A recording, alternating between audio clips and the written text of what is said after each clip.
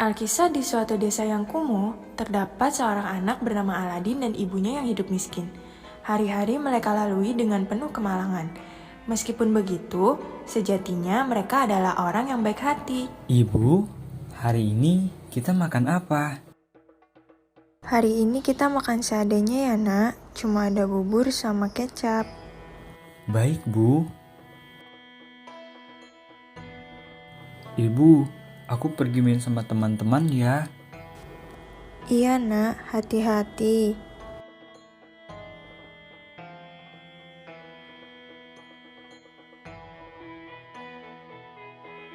Hei, kau mengenai garisnya. Tidak, aku tidak mengenai garis. Iya, kena. Aku melihatnya. Kau memang menyebalkan, Aladin. Ketika Aladin sedang bermain, datang seseorang menghampiri Aladin dan mengaku sebagai pamannya. Nak, siapa namamu? Aku Aladin. Kamu siapa? Aladin ya? Aku adalah pamanmu. Bisakah aku bertemu ibumu? Paman? Oh, baiklah. Ikuti aku. Ibu ada di rumah. Aladin mengantar orang asing tersebut ke rumahnya untuk menemui ibunya.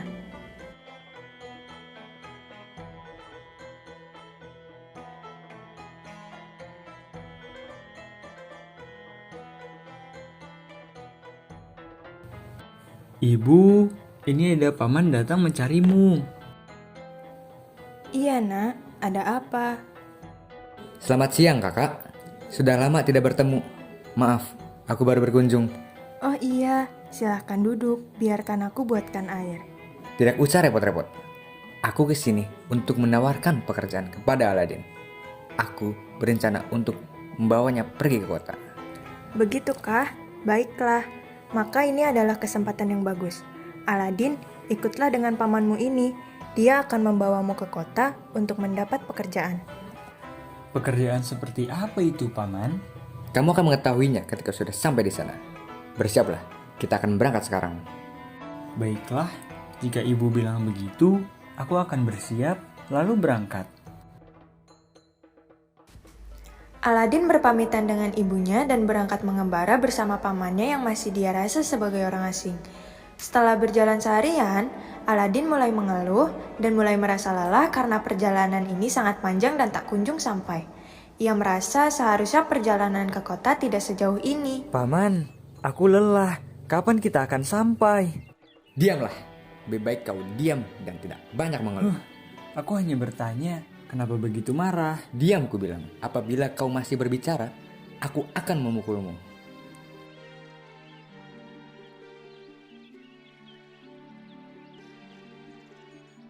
Kita sudah sampai. Bantu aku dan buatlah panggung di sana. Baik, paman.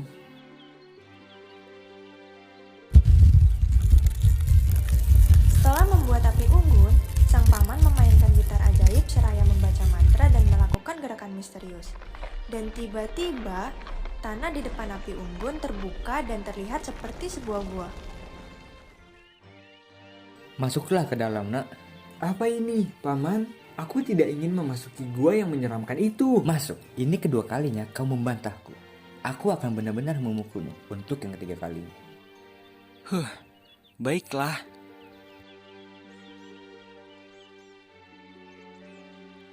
Ambillah sebuah lampu ajaib di hadapanmu dan masukkan beberapa perhiasan ke tasmu. Aladin mulai mengumpulkan perhiasan yang terbuat dari emas yang gemerlapan ke tasnya. Ia merasa sangat curiga seraya membatin, apa maksudnya ini semua? Cepatlah, nak.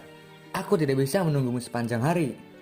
Jelaskan apa maksud ini semua. Kalau kau tak menjawabku, aku tak akan memberikan ini semua kepadamu. Terdengar suara disertai dengan guncangan di dalam gua tersebut. Dan pintu gua pun menutup sempit tidak muat lagi untuk tubuh Aladin. Aladin pun merasa sangat panik. Cepat, lemparkan lampu itu padaku. Tidak, aku akan memberikan ini jika aku bisa keluar juga. Dasar anak nakal.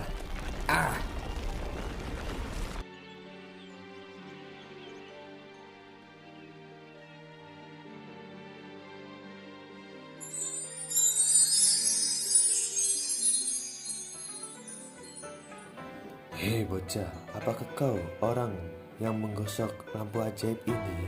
Hah? Siapa kamu? Aku tidak melakukan hal yang jahat. Aku bersumpah.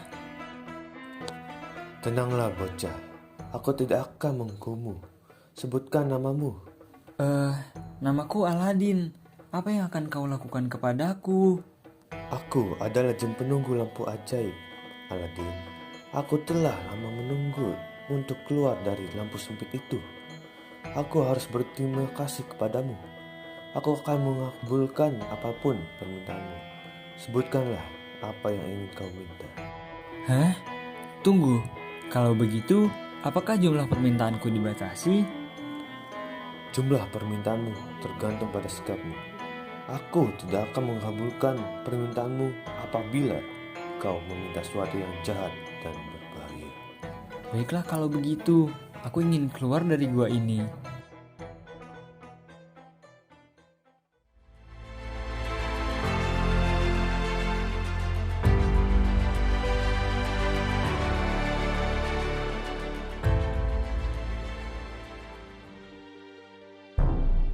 Serahkan lampu eta. Apa? Siapa kau? Tak penting saha aing. Apa urusanmu? Aing geus nungguan ti tadi. Serahkan atau aku aing cokot nyawa anjen. Apakah kau sedang mengancamku menggunakan bahasa daerah? Bisa-bisanya lu masih banyak tanya. Lu pikir dengan lu nanya terus gue bakal jawab? Dasar bocah freak. Aku tidak akan membiarkan apapun. Maka aku tak punya pilihan lain.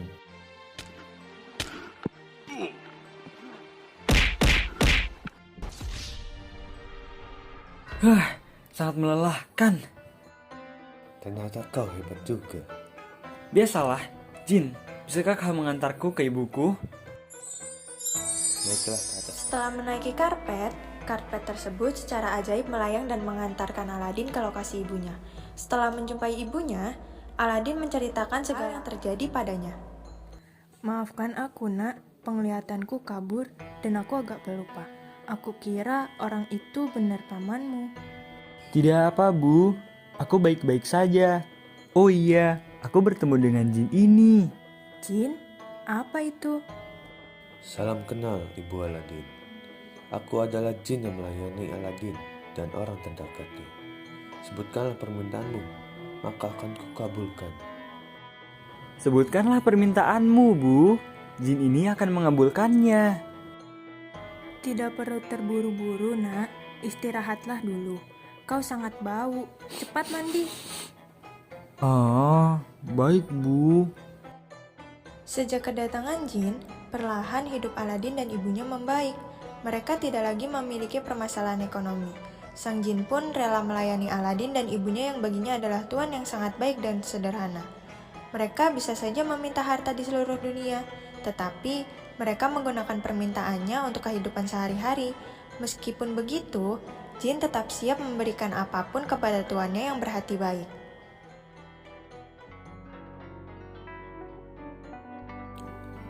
Hei Aladin, mengapa kau tidak meminta untuk menjadi raja? Aku merasa tidak perlu harus seperti itu, Jin. Aku menikmati hidupku selama aku dan ibu tidak lagi kelaparan. Aku sudah puas dengan keadaan seperti ini. Baik, tapi lihatlah sekelilingmu. Daerah kamu ini membutuhkan seorang raja. Kau layak menjadi seorang raja, Aladin. Benarkah begitu? Iya, apa kamu tidak senang melihat tempat kelahiranmu ini menjadi tempat yang sejahtera? Baiklah, Jin. Buatkanlah sebuah istana. Aku berjanji akan menjadi raja yang baik. Kau tidak perlu seperti itu. Aku yakin dengan kualitas dirimu. Setelah itu, Jin membuatkan sebuah istana untuk Aladin dan menjadikannya seorang raja. Di bawah pimpinannya, Aladin menamakan kerajaan tersebut dengan nama Kerajaan Sunda. Seiring berjalannya waktu, kerajaan tersebut semakin dikenal oleh kerajaan-kerajaan lain, dan juga rakyatnya hidup makmur serta berkecukupan. Di sisi lain, mendengar berita tersebut, temannya Aladin yang sering bermain dengannya sewaktu kecil merasa iri dan hanya dapat mengeluh sepanjang hari. Hingga suatu ketika, ia bertemu dengan penyihir. Sangat menyebalkan. Aku merasa sangat iri kepada Aladin. Mengapa ia bisa menjadi seorang raja, sedangkan aku tidak? Begitukah anak muda? kau merasa iri kepada Aladin? Iya, kau benar sekali. Padahal aku lebih layak untuk menjadi seorang raja daripada dia. Biarkan aku memperkenalkan diriku. Aku adalah seorang petapa agung dengan kekuatan magis. Aku bisa membantumu menggulingkan tahta Aladin. Berikanlah tanganmu dan pikirkan kebencianmu kepada Aladin. Sang penyihir menipu Abu dengan mengatakan bahwa ia adalah seorang pertapa agung. Sesungguhnya ia tidak lain adalah seorang penyihir. Dia menggunakan kebencian dari dalam diri Abu sebagai tenaga untuk kekuatannya. Dan kisah pun berlanjut. Di waktu yang sama, hiduplah seorang gadis cantik yang berasal dari kerajaan Majapahit. Ia hidup dengan ibu tiri dan saudari tirinya. Namun, ia diperlakukan seperti budak oleh mereka. Pada hari itu, ibu tiri menerima surat dari kerajaan yang berisi tentang pesta undangan. Mengetahui hal tersebut, ibu tiri berpikir untuk membuat Cinderella sangat sibuk sehingga ia tidak dapat datang ke pesta dansa. Melainkan, ia ingin putri-putri kandungnya terlihat lebih tersorot oleh orang-orang kerajaan. Anak-anak, cepat kemari. Ada undangan dari kerajaan Majapahit. Surat apakah itu, Ibunda? Bersiaplah untuk pesta nanti malam. Kalian haruslah terlihat cantik. Oh my god, kita harus siap-siap. Shiva, ayo kita memilih gaun yang akan kita kenakan di pesta nanti malam. Iya kak, ayo kita pergi ke kamar untuk mencari gaun yang cantik. Shiva, apakah kau memanggilku? Iya, aku memanggilmu. Apakah kamu tidak melihat kamarku yang berantakan ini? Cepat bereskan dan cuci gaun ini. Jangan lupa kamarku juga. Baiklah, aku akan membereskan. Kalau boleh tahu, gaun ini memangnya untuk apa? Gaun ini akan kami gunakan untuk pesta nanti malam.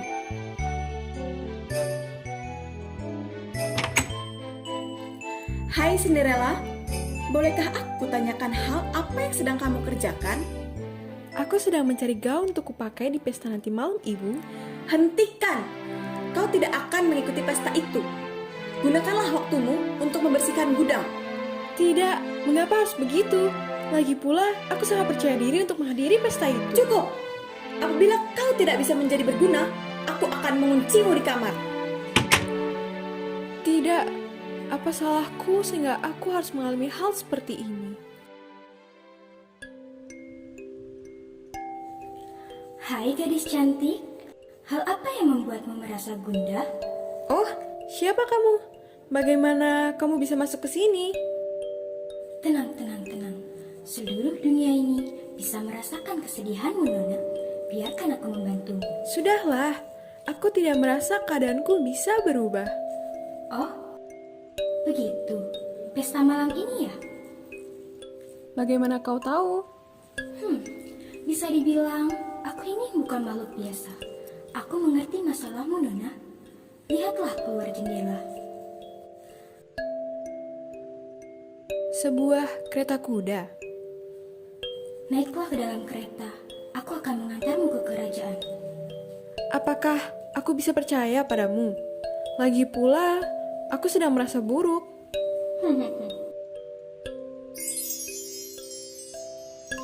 Aku akan memberimu sepatu ini. Sihir ini akan bertahan sampai waktu tengah malam tiba. Maka ingatlah untuk kembali ke tempatmu sebelum itu.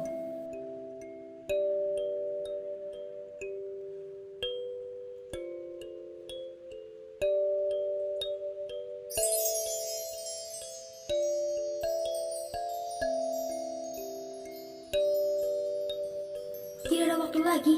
Pergilah. Sihir dari sang peri misterius membuat Cinderella merasa lebih baik. Hal yang barusan terjadi telah menghapus keraguan dari hati Cinderella. Ia pun bergegas menaiki kereta kuda dan berangkat menuju kerajaan Majapahit. Sesampainya di kerajaan, ia terpukau dengan keindahan dan kemegahan dari tempat yang sangat terhormat itu. Ia segera masuk ke dalam dan terlihat banyak sekali orang-orang yang terlihat sangat cantik dan tampan memenuhi ruangan. Jin, apakah benar seorang wanita yang akan menjadi jodohku memakai sepasang sepatu ajaib? Kau akan tahu setelah melihatnya, Aladin. Tiba-tiba, terlihat sosok Aladin bersama jinnya sebagai tamu undangan yang datang dari kerajaan Sunda. Mereka sedang membicarakan suatu hal mengenai jodoh. Tampaknya, sang jin memberitahu Aladin bahwa ia akan menemukan jodohnya di sebuah pesta dengan memakai sepasang sepatu ajaib. Kau ini memang penuh teka-teki ya.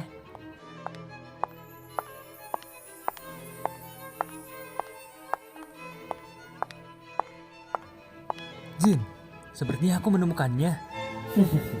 Apa yang kau tunggu?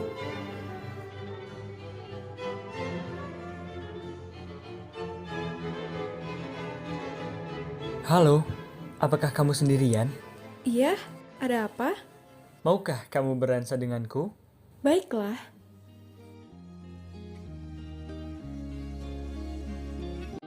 I found a girl, beautiful and sweet. Well, I never knew you were the someone waiting for me. 'Cause we were just kids when we fell in love, not knowing what it was. I will not give you up this time. Darling, just kiss me slow.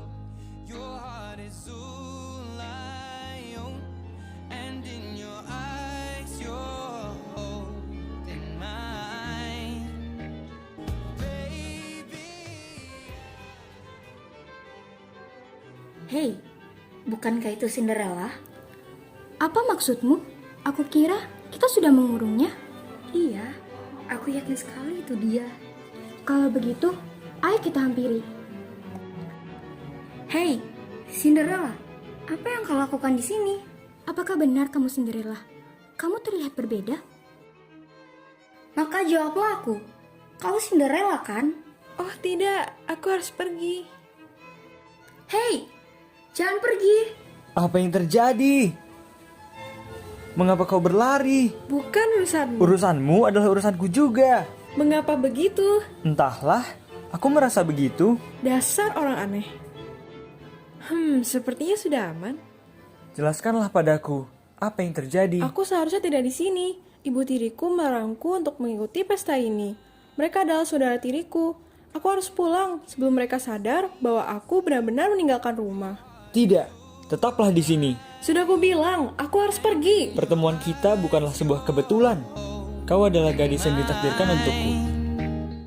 Baby, I'm dancing in the dark with you between my arms, or barefoot on the grass, or listening to our favorite song. I have faith in what I see. Now I know I have met an angel in person, and she looks perfect. I don't deserve this. You look perfect tonight.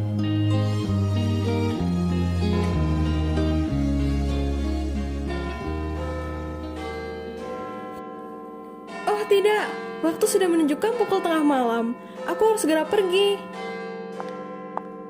Hei, tunggu. Aku belum tahu namamu. Astaga, ia meninggalkan sepatunya. Cepat sekali dia menghilang.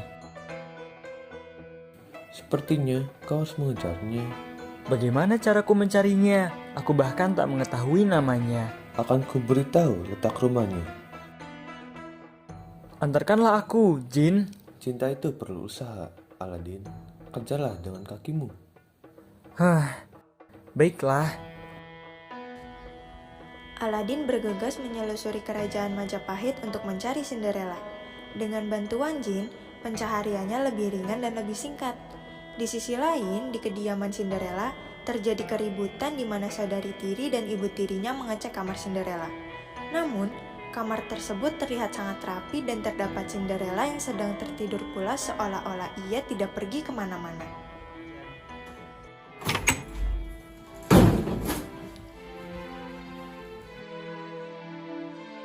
Aneh sekali. Aku yakin dia berada di pesta itu tadi malam.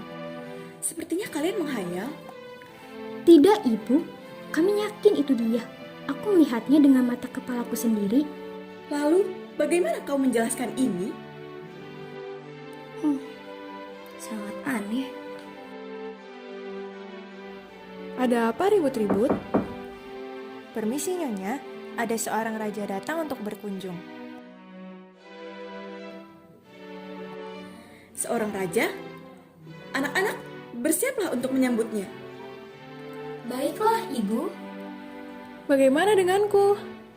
Kau tetap di sini, putri tidur.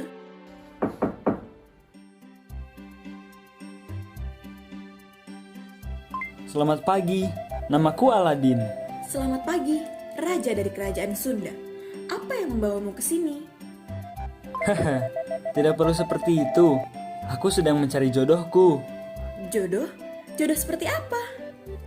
Apakah kau dengar itu? Katanya ia sedang mencari jodoh. Jodoh? Mungkin aku?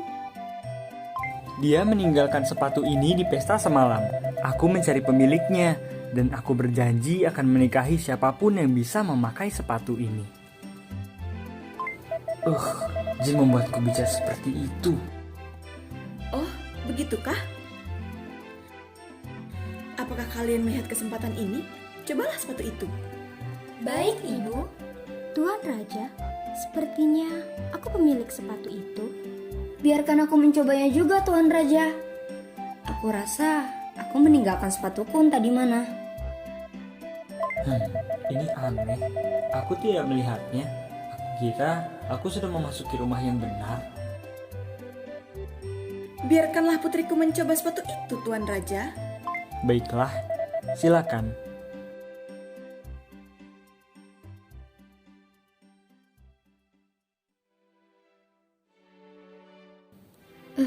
Sangat aneh. Siapa pula orang yang memiliki ukuran sepatu sekecil ini? Sepatu itu sangat kecil. Apakah benar itu sepatu wanita dewasa? Tuan, bolehkah aku mencoba sepatu itu? Siapa yang menyuruhmu turun ke sini? Kembali ke kamarmu. Tidak, silahkan, Nona. Biarkan aku memakaikan sepatu ini untukmu.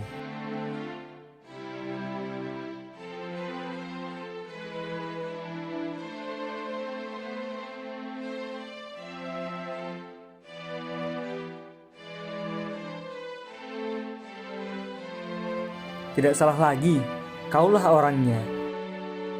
Apa? Mana mungkin begitu? Lihat, Ibu.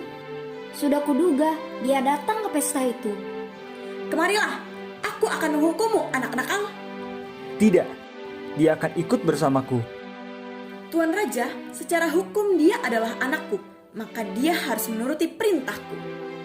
Sesuai janjiku, aku akan menikahi siapapun yang bisa memakai sepatu ini. Maka berikanlah rasa hormatmu pada seorang permaisuri. Kemarilah, Nona. Boleh aku tahu namamu? Namaku Cinderella. Baiklah, Cinderella. Apakah kau bersedia untuk hidup bersamaku? Bersedia, Tuan Raja. Tidak perlu begitu. Panggil saja Aladin. Baik, Aladin. Dasar anak tidak tahu terima kasih. Dia pergi begitu saja setelah semua yang aku lakukan untuknya. Aku sangat membencinya. Bagaimana bisa dia dinikahi oleh seorang raja? Raja yang menyebalkan. Aku harap aku bisa merusak kebahagiaan mereka. Benarkah begitu? Aku punya pendapat yang baik apabila kau ingin merusak kebahagiaan mereka. Siapa kau? Beraninya kau memasuki rumahku? Tidak perlu seperti itu. Kita berada di pihak yang sama. Aku dulunya adalah seorang raja. Aku ditipu oleh Aladin sehingga aku melemah. Aku sudah menyiapkan pasukanku untuk mengambil apa yang menjadi milikku. Apakah kalian tertarik untuk membantuku? Baiklah, aku melihat sebuah kesempatan yang baik. Aku akan bergabung denganmu. Kemari, berikan tangan kalian.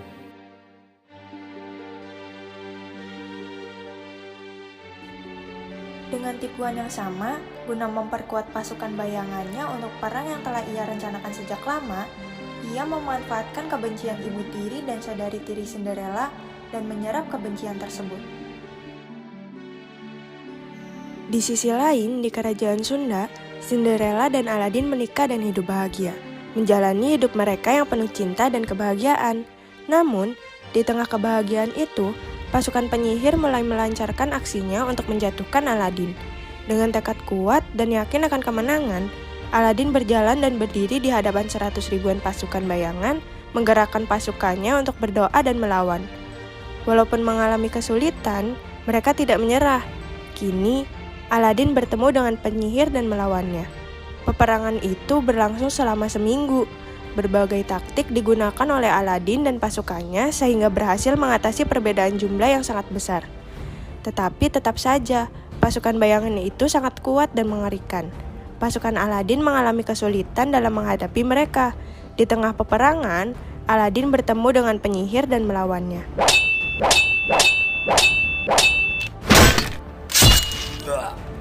Bagaimana bisa aku tidak dapat mengalahkanmu? Ternyata kau penyihir. Kau sangat jahat.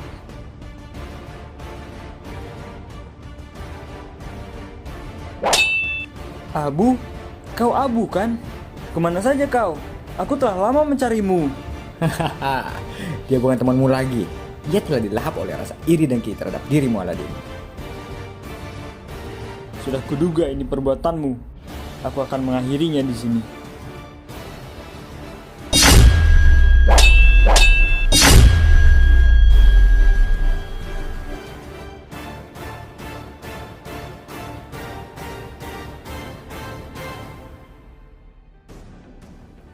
Setelah Aladin berhasil membunuh sang penyihir, temannya, Abu, kembali menerima kesadarannya.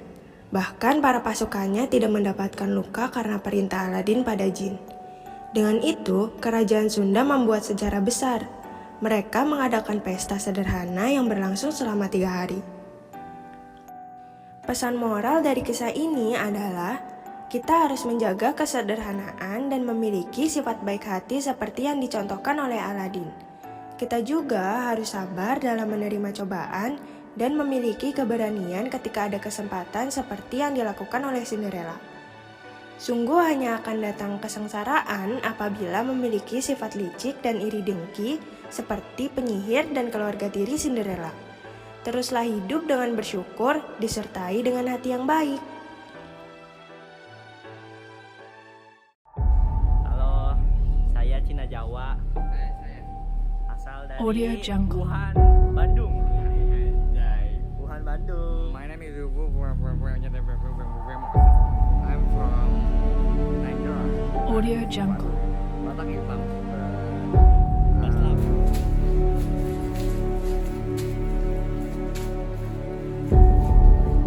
Audio Jungle. Audio Jungle.